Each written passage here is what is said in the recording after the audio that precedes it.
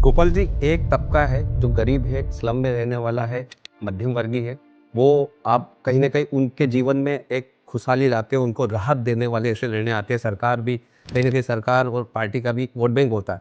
Officially legally काम करने वाला है, मतलब नियम रूल्स टैक्स पेयर से। उनका कहना है कि जो हम टैक्स पेयर हैं, हमारे साथ असमानता होती है और उन लोगों को रेवड़ी और उन उस तरह से जो सुविधा मिल जाती है। तो कहीं न कहीं ये बैलेंस नहीं बैठ पाता, तो उन वर्ग के लिए क्या? मध्यम वर्गीय, गरीब, अमीर और वोट बैंक, ये सब चीज़ को थोड़ा बाजू में रखना चाहिए। ये सारा एक लोकशाही का भाग है, मैं मानता हूँ। और डॉक्टर बाबा साहब अम्बेडकर जी ने जो संविधान लिखा है, जो घटना हमको दी है, उसमें ये सारी व्यवस्था है। इस मुंबई शहर को चलाता कौन है? कारखाने हैं। ये चलाने का काम ये झोपड़े में रहने वाला गरीब मध्यम मतलब 3 बेडरूम और 4 बेडरूम में रहने वाले का भी एक बहुत बड़ा रोल है। जो व्यवसाय निर्माण करते हैं, तो इन छोटे लोगों को काम मिलता है। ज्वाइंट वेंचर है, इसके बगैर ये नहीं चलेगा, इसके बगैर ये नहीं चलने वाला है। अमीर नहीं होगा तो गरीब को काम नहीं मिलेगा, गरीब काम नहीं करेगा तो अमीर का व्यवसाय नहीं चलेगा।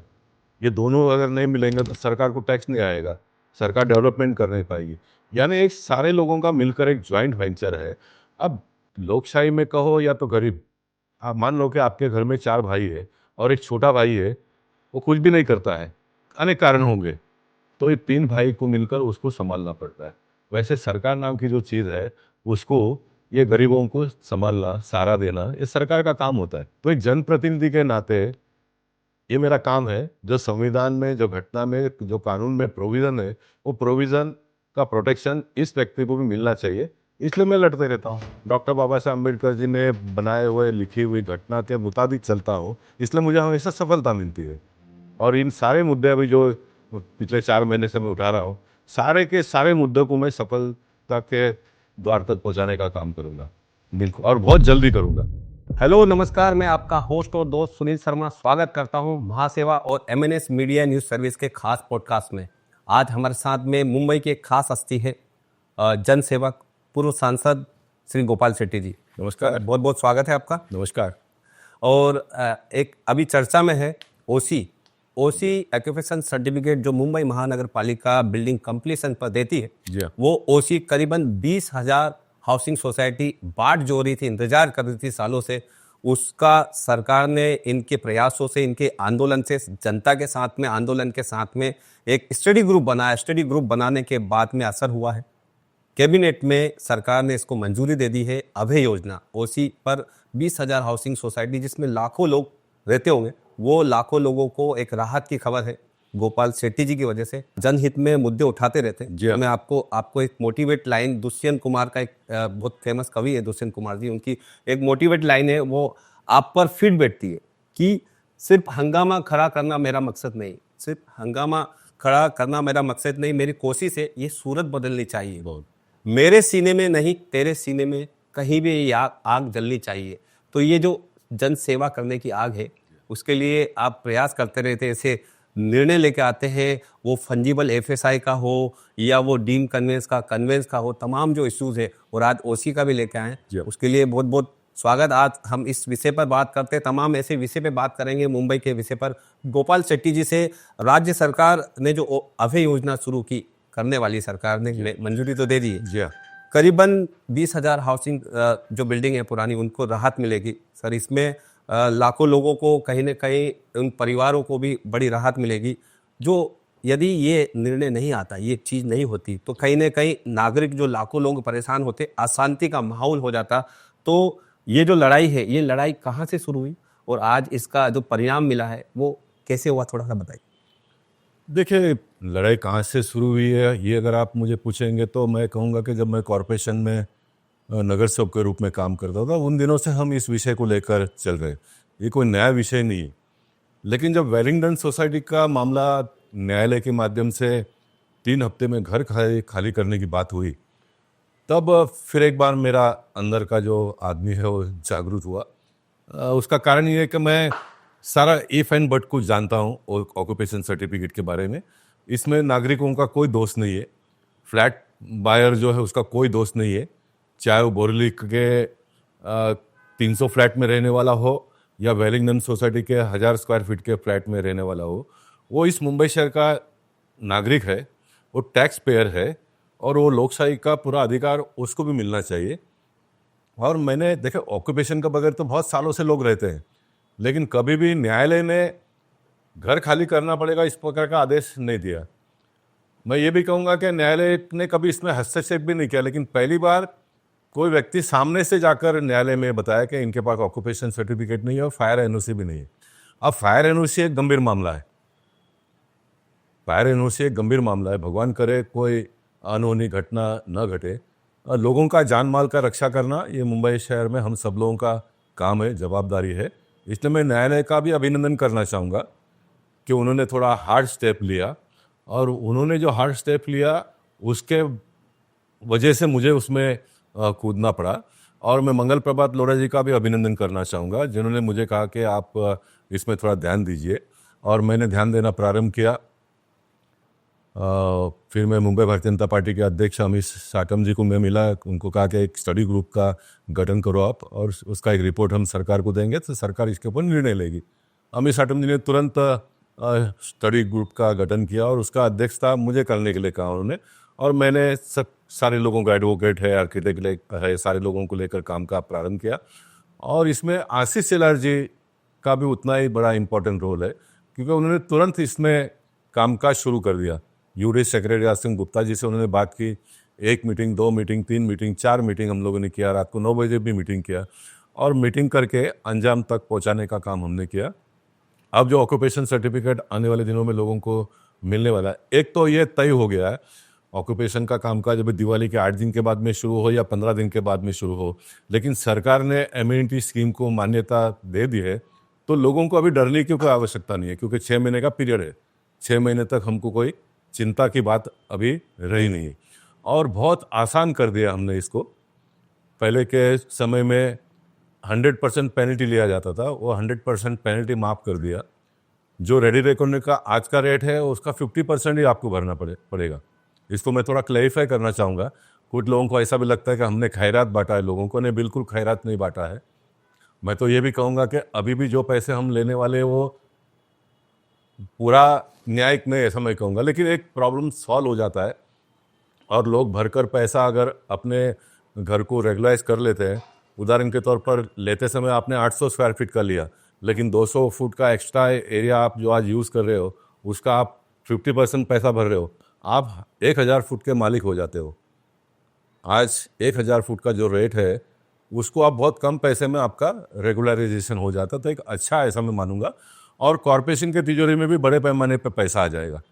ये जो कंप्लेंट करके लोग हैरान परेशान करते हैं। सर, दूसरा अहम मुद्दा आपने उठाया है 1962 की जो डेटम लाइन है, जी हाँ। ये लोगों को, बड़ी आम पब्लिक को, मध्यम वर्गीय गरीब लोगों को बहुत परेशान करती है कि 2011 तक किया जाए, वो क्या टेक्निकली उसमें अड़चन आ रही है, और आगे इस तरह से काम होगा इस पर? देखिए, सारे मुद्दे, कुछ लोग ये भी बात करते हैं गोपाल शेट्टी तो इतने दिनों से इस सिस्टम में काम कर रहे हैं, तो अभी ये सब मुद्दा क्यों ये उठा रहे? न्यायालय ने वेलिंगटन का मुद्दा, ओसी के बारे में 3 हफ्ते में घर खाली करने का कहा, तो मैं उसमें कूद पड़ा। ये सही है, सही समय पे मैं उतरा इस पर। 62 का डेटम लाइन को आगे बढ़ाने की बात हो रही है, 2011 करने का। इसके बारे में हम लोग पहले से सभी पार्टी के नगर सेवक, विधायक लोग आवाज़ उठाते रहे, लेकिन माना नहीं गया। अब क्यों इसको जोर से उठाया मैंने? क्योंकि अभी महाराष्ट्र के सरकार ने मुंबई शहर को छोड़कर पूरे महाराष्ट्र में 2011 तक के जिन्होंने भी घर सरकार के ज़मीन में बनाया उनको 1000 स्क्वायर फीट तक रेगुलाइज कर दिया है, 1000 स्क्वायर फीट तक। वैसे ओसी के मामले में मैंने इस मुद्दे को भी पकड़ना चाहिए था कि जब सरकार के ज़मीन पे बने हुए घर को 1000 फुट का आप रेगुलाइज कर रहे हो, उसमें 500 फुट का पैसा ले रहे हो, 500 फुट फ्री है, तो यहाँ पर भी 1000 फुट करो करके। लेकिन इस लड़ाई को मैं और लंबा करता तो फिर देरी हो जाती थी, इसलिए मैंने कॉम्प्रोमाइज़ कर लिया कि 80 स्क्वायर मीटर यानी 850 पौने 900 फुट तक के लोगों को ऑक्यूपेशन सर्टिफिकेट आराम से मिलेगा। उसके ऊपर का जिसका भी घर है उसको पैसे भरने पड़ेंगे 50%, यानी ये भी अच्छा है, ये भी अच्छा है। तो 2011 का ये कानून मुंबई शहर के लिए इसलिए लागू नहीं है क्योंकि यहाँ पर एसआर योजना है, लेकिन आज भी मुंबई शहर में, जैसा शुक्ला कंपाउंड का मुद्दे को मैंने उठाया, शुक्ला कंपाउंड एक ऐसा है जहाँ पर रेसिडेंस भी है और छोटे छोटे यूनिट भी है। इसके वजह से शुक्ला कंपाउंड को स्लम डिक्लेयर नहीं कर पाए हम लोग। अभी आप कहोगे आप पहले भी एमएलए थे, एमपी थे, आपने क्यों नहीं करवाया? क्योंकि पहले नियम में नहीं था। अब महाराष्ट्र के मुख्यमंत्री देवेंद्र फडणवीस जी ने धारावी के लिए एक विशेष कानून बनाया, क्योंकि धारावी में बड़े पैमाने पे छोटे छोटे इंडस्ट्री थे, यूनिट थे, तो उनको भी वहाँ पर जगह मिले, इस प्रकार का कानून में प्रोविजन बनाया। तो वहाँ पर कानून का प्रोविजन क्या, तो मैंने मुद्दे को पढ़े। जनप्रतिनिधि का काम क्या है? अपने मतदार संघ के मतदाताओं को न्याय मिले, ये हमारा काम है। तो मैंने कहा कि जब धारावी के लोग लिए हमने किया है तो क्यों नहीं शुक्ला कंपाउंड के लिए भी करना चाहिए। अब शुक्ला कंपाउंड का जो अब नया बिल्डर जिसने लिया, वो कोर्ट में जाकर 62 का डेटम लाइन का मुद्दा उठा कर देखिए, न्यायालय का काम है जजमेंट देना रूल के हिसाब से। तो लोगों के घर तोड़ना वहाँ पर प्रारंभ हुआ, तो मैं वहाँ पर कूद पड़ा। मैंने सरकार से मांग की कि भाई ये 1962 का डेटम लाइन को 2011 तक करो। सरकार को इसमें 1 रुपये का खर्चा नहीं है। तो ये मुद्दे को मैंने उठाया। मैंने नेशनल पार्क का मुद्दा उठाया। नेशनल पार्क का मुद्दा तो रामनाथ जी के ज़माने से हम उनके साथ में काम करते हैं। न्यायालय ने 27 साल के पहले इसका जजमेंट दिया। सरकार को कहा कि सारे लोगों को शिफ्ट कर दो नेशनल पार्क के बाहर, लेकिन कोई ना कोई कारण से सरकार कर नहीं पाई है। तो जब नेशनल पार्क में फिर एक बार तोड़ने का ऑर्डर लाया गया तो मैं उसमें कूद पड़ा, क्योंकि मुझे इसका जानकारी था, पूरा नॉलेज था। उसमें भी रिलीफ मिला। अब परसों हाई कोर्ट में न्यायाधीश ने कहा कि सरकार को कि आप एक कमेटी का गठन करो तुरंत, और पहले कमेटी है पॉलिटिशियन और ऑफिसरों का। न्यायालय ने कहा कि नहीं, अभी रिटायर्ड जज का करो। मैं मानता हूं कि अभी इसका प्रॉब्लम सॉल्व हो जाएगा, क्योंकि हम लोग जो भी बातें करते थे वो जल्दी माना नहीं जाता था। अब न्यायाधीश है तो मानना ही पड़ेगा, और अभी समय भी बहुत बीत चुका है, तो सरकार को निर्णय भी जल्दी लेना पड़ेगा। और देवेंद्र फडणवीस जी इस प्रकार के निर्णय लेने में बहुत माहिर है, बहुत फास्ट है। अभी नेशनल पार्क का भी प्रॉब्लम सॉल्व हो जाएगा। गोपाल जी, एक तबका है जो गरीब है, स्लम में रहने वाला है, मध्यम वर्गीय है, वो आप कहीं ना कहीं उनके जीवन में एक खुशहाली लाते हैं, उनको राहत देने वाले ऐसे निर्णय आते हैं। सरकार भी कहीं ना कहीं, सरकार और पार्टी का भी वोट बैंक होता है। लेकिन एक तबका मुंबई में ऐसा है जो ऑफिशियली लीगली काम करने वाला है, वाइट है, मतलब नियम रूल्स टैक्स पेयर्स है। वो एक तबका, उच्च कोटि जिनको बोल सकते हो आप, मध्यम बुद्धिजीवी। वो उनका कहना है कि जो हम टैक्स पेयर है, हमारे साथ असमानता होती है और उन लोगों को रेवड़ी और उस तरह से जो सुविधा मिल जाती है, तो कहीं ना कहीं ये बैलेंस नहीं बैठ पाता। तो उन वर्ग के लिए क्या? देखिए, मैं कहूँगा कि ये मध्यम वर्गीय, गरीब, अमीर और वोट बैंक, ये सब चीज़ को थोड़ा बाजू में रखना चाहिए। ये सारा एक लोकशाही का भाग है, मैं मानता हूँ। और डॉक्टर बाबा साहब अम्बेडकर जी ने जो संविधान लिखा है, जो घटना हमको दी है, उसमें ये सारी व्यवस्था है, सारी व्यवस्था है।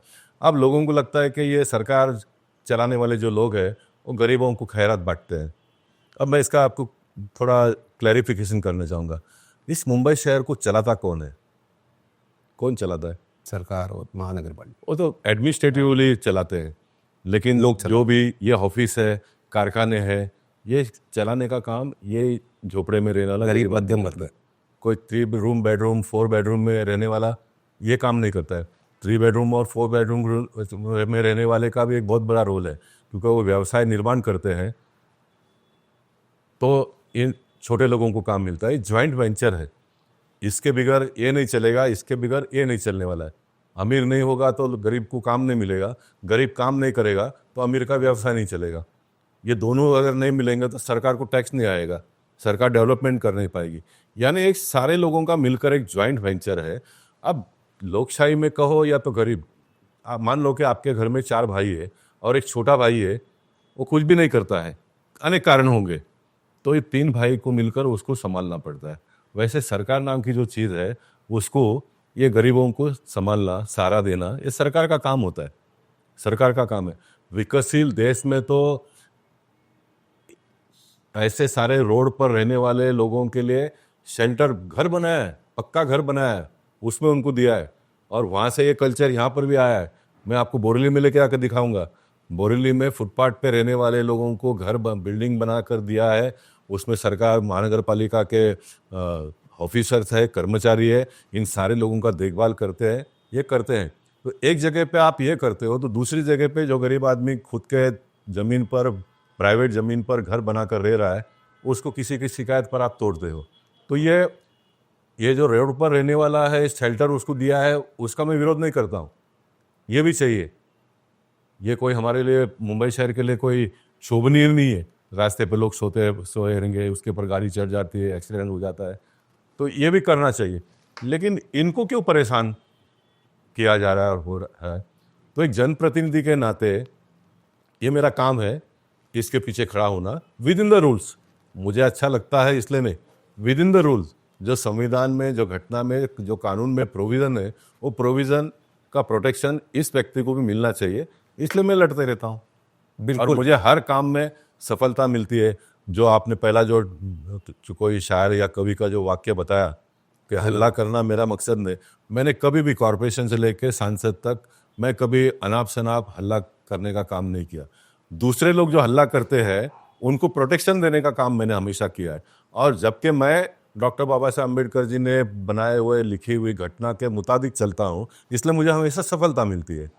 और इन सारे मुद्दे अभी जो पिछले 4 महीने से मैं उठा रहा हूँ, सारे के सारे मुद्दों को मैं सफलता के द्वार तक पहुँचाने का काम करूँगा, बिल्कुल और बहुत जल्दी करूँगा। बिल्कुल बिल्कुल, आपको शुभकामना मुंबई करों की तरफ से, सरकार की तरफ से। एक लास्ट सवाल जाते जाते, हाल ही में राज्य के मुख्यमंत्री फडणवीस साहब ने जस्ट कल ही 61 नक्सलियों को सरेंडर करवाया कार्यक्रम में कहा, और लोगों को आह्वान किया, अपने पार्टी के तमाम नेताओं को भी आह्वान किया कि नक्सलवाद के विरुद्ध लड़ाई जरूरी है।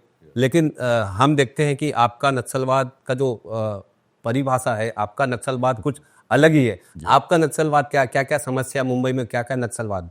देखिए, मैं तो देश के प्रधानमंत्री, गृह मंत्री, महाराष्ट्र के मुख्यमंत्री और सारे लोगों को धन्यवाद देना चाहूँगा। गए 10-11 साल में बहुत बड़ा बदलाव देश में आया है, और नक्सलवादियों के बारे में भी बहुत बड़ा बदलाव आया है। मैं ये बिल्कुल नहीं कहूँगा कि 11 साल के पहले किसी ने कुछ किया ही नहीं। 11 साल में बड़े पैमाने पे बदलाव आया है। अब परसों जो महाराष्ट्र के मुख्यमंत्री ने कहा कि शहरी नक्सलवाद के विरोध में हमको लड़ना पड़ेगा, तो मेरा अंदर का व्यक्ति फिर एक बार जागरूक हुआ कि शहरी नक्सलवाद क्या है।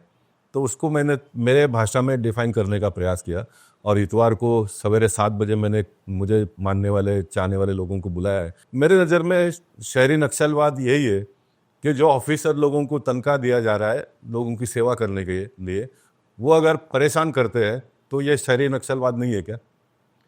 जो जनप्रतिनिधि कोई भी पॉलिटिकल पार्टी के हो, उनको लोग वोट देते हैं उनको मदद करने के लिए, उनके बुरे समय पर, संकट में उनके साथ में खड़े होने के लिए।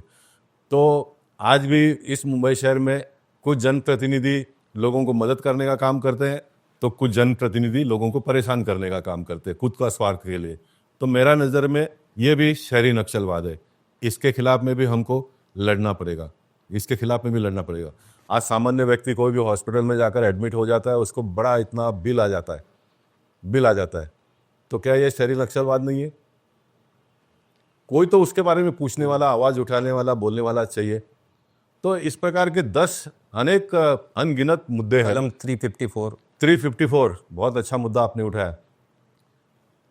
प्राइवेट आदमी ने घर बनाया, उसको बेचा, लेने वाले ने लिया, वो भाड़ा तत्व पर था पहले के रूल के हिसाब से, अभी तो ओनरशिप फ्लैट बन रहे। तो आज वो डिलेपेटेड के नाम पर उसको महानगर पालिका के ऑफिसरों को मैनेज करके तुड़वा देने का, तोड़ने के बाद में बरसों हो गए उसको वापस बिल्डिंग बना, खुद भी नहीं बनाता है, दूसरे को बनाने नहीं देता है, तो क्या ये शहरी नक्सलवाद नहीं है? आपने किसी का प्रॉपर्टी छीन लिया, और नक्सलवाद क्या करते हैं? वो भी छीनते हैं। तो ये भी छीनते हैं। तो क्या इसके बारे में आवाज़ उठानी नहीं चाहिए? और मैं आज नहीं उठा रहा हूँ, मैं इसके बारे में, मैं सांसद था तब से उठा रहा हूँ। ये मेरा उठाना मेरे अपने लोगों को भी थोड़ा गलत लगा, ठीक है, उसका जो भी अंजाम मुझे भोगना पड़ा है वो मैं भोग रहा हूँ, मुझे उसका भी चिंता नहीं है। मैंने ये बात को सिद्ध किया, और मैंने लोगों को कह रहा था कि जब कार्यकर्ता बिगर पद का काम करता तो क्या गोपाल शेट्टी नहीं कर पाएगा? तो भगवान ने मुझे वो दिन भी दे दिया करने के लिए, और आज मैं पहले से ज़्यादा रफ्तार में काम कर रहा हूँ, बिगर पद से भी मैं काम कर सकता हूँ, ये मैं दिखा दूंगा लोगों को, और दिख रहा है लोगों को। तो ये भी, इस प्रकार का भी काम करना, ये कितना बड़ा मुद्दा है साहब। और वो आदमी भी लोकशाही में घर पे बैठा हो, बोल ही नहीं रहा है, आवाज़ ही नहीं कर रहा है। क्या उसने जनप्रतिनिधियों के घर के सामने जाकर बैठना नहीं चाहिए कि मुझे आप घर दिलाओ करके? क्या जनप्रतिनिधि ने इनको लेके सरकार के अधिकारियों के पास जाना नहीं चाहिए कि इनको घर दिला दो जल्दी करके? क्या पाप किया उसने? आप हम एक जगह पे बांग्लादेश से आगे इसके बारे में चर्चा करते, रोहिंग्या आ गए उसके बारे में चर्चा करते, करना भी चाहिए। भारत देश कोई धर्मशाला नहीं है, कोई भी कहीं से भी आ जाएगा, उसके बारे में भी करना चाहिए। लेकिन अपने देश के लोगों को बेघर कर दिया है ये जमीन मालिक ने। अच्छे जमीन मालिकों का मैं सम्मान करता हूँ, लेकिन इस प्रकार से जिन्होंने बेघर किया है, क्या उसके बारे में बोलना नहीं चाहिए? नक्सलवाद। ये भी शहरी नक्सलवाद है। इसके बारे में हम आने वाले दिनों में लड़ेंगे। जो जो मुद्दे मैं लोगों के सामने रखूंगा, उन सारे मुद्दों पे मैं आने वाले दिनों में काम करूंगा। मैं करूंगा काम आने वाले दिनों में। जितने भी लोगों का घर टूटा है, पगड़ी के घर में रहने वालों का बिल्डिंग टूटकर बेघर हो गए, ऐसे सारे लोगों को घर दिलाने का काम हमको आने वाले दिनों में करना पड़ेगा।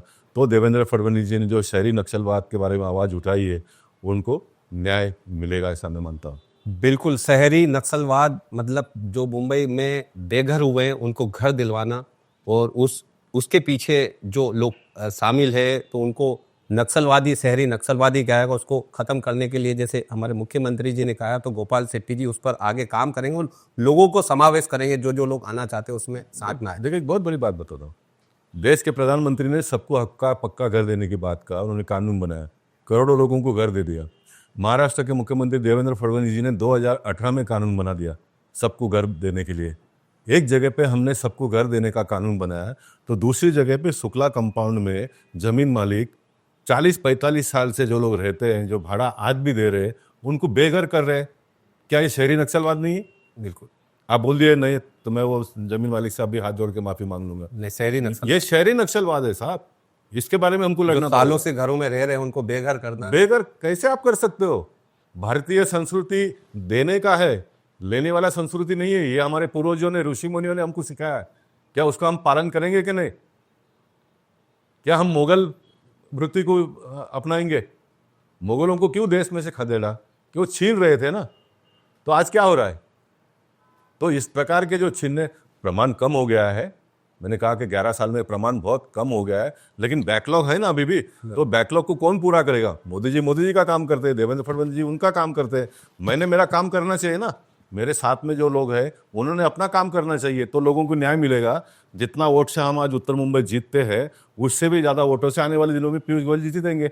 बिल्कुल, उसके लिए ये सब काम करना पड़ेगा आने वाले दिनों में। बिल्कुल। ये जो मुद्दे हैं, ये मुद्दे आगे भी गोपाल शेट्टी जी उठाते रहेंगे, और ये जो इनकी स्टाइल है काम करने की, हमारे पुराने वीडियो से लोग, जनता तो बिना पद पे, पदवी भी नहीं, ना खासदार ना आमदार, जनसेवक है, लोगों की सेवा करने, 37 साल का जो इनका ऐसे जनप्रतिनिधि काम किया, आज भी लोगों की सेवा कर रहे हैं। और शुक्ला कंपाउंड हो या संजय गांधी राष्ट्रीय जो झोपड़पट्टी का इशूज हो, सब पे खड़े हो जाते हैं। ऐसे ही हमारे वीडियो से प्रभावित होकर एक IAS ऑफिसर हरनाम सिंह जी प्रभावित हुए, वो आए, इनसे मिले, बोले सुनील जी आप उनसे मिलाइए, तो टाइम फिक्स हुआ, और इतने प्रभावित हुए, PMO ऑफिस में काम किया उन्होंने, रिटायर हो गए IAS ऑफिसर, पिंपली चिंचवड़ उन्होंने डेवलप किया। ऐसे IAS ऑफिसर भी प्रभावित हुए और आज भी उनके साथ में 86 उनका एज था, और वो आए मेरे ऑफिस में, तो मैं बहुत प्रभावित हुआ। सुनील जी, इस प्रकार के लोग जब मुझे मिलते हैं, चाहे फिर छोटा गरीब आदमी हो या हरनाम सिंह जैसे बड़े ऑफिसर हो, तो मुझे और ताकत मिलती है काम करने का। जो मैं कर रहा हूँ सही मैं कर रहा हूँ, ऐसा मुझे लगता है।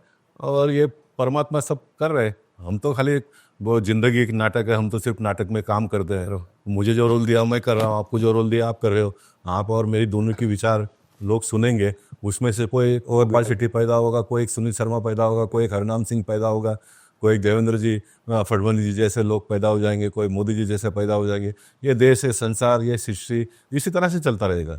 बिल्कुल, ये जो बेबाकी है, ये बेबाकी की वजह से लोग जुड़ते हैं, और लोगों के सामान्य लोगों के काम भी होते हैं, वो आम हो या खास हो। गोपाल शेट्टी जी ऐसे ही काम करते रहे। गोपाल शेट्टी जी, बहुत बहुत धन्यवाद हमसे बात करने के लिए। धन्यवाद। मैं चाहूँगा हमारे महासेवा के तमाम जो दर्शक है, वीडियो को लाइक करें, शेयर करें, और कमेंट जरूर करें। आपकी कुछ समस्या हो तो समस्या भी लिखें, हम गोपाल शेट्टी जी तक पहुँचाएंगे। धन्यवाद, थैंक यू वेरी मच।